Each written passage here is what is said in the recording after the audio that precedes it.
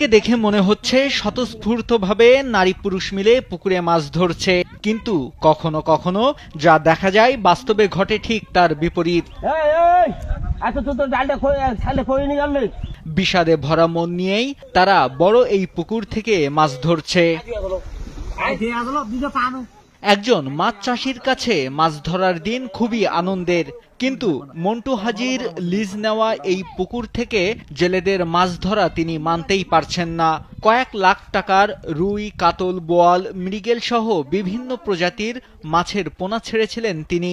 আগামী সপ্তাহে মাছগুলো বাজারে বিক্রি করার কথা ছিল, কিন্তু তার আগেই দুর্বৃত্তরা পুকুরে বিষ প্রয়োগ করে সব শেষ করে দিল।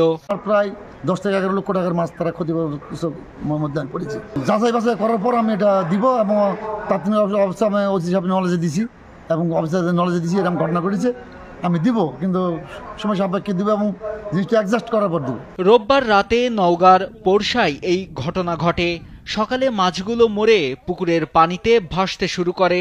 পূর্ব শত্রুতার জের ধরেই এই ঘটনা ঘটানো হয়েছে জানিয়ে ক্ষতিগ্রস্ত মন্টু হাজির স্বজনরা ক্ষতিপূরণের পাশাপাশি বিচার চান। বিষ প্রয়োগ করে মানে কে দিছে, আর শত্রু আমাদের তো বহুত শত্রু, আমরা ওই জন্য আমরা কাউকে দোষাইনি। আমরা জাস্টিফাই করার পর আমরা ওসির কাছে অভিযোগ করছি, আমাদের স্যার এখন কি বলছে আমরা জাস্টিফাই করি, তারপর এটা আমরা ব্যবস্থা নেব। পোরশা থানার ভারপ্রাপ্ত কর্মকর্তা আবু বকর সিদ্দিক জানান, এখনো অভিযোগ পাননি, অভিযোগ পেলে আইনগত ব্যবস্থা নেওয়া হবে। পর্যন্ত কেউ অভিযোগ নিয়ে আসেনি, অভিযোগ আসলে আমরা এটা তদন্ত করে প্রয়োজনীয় আইনের ব্যবস্থা গ্রহণ করব।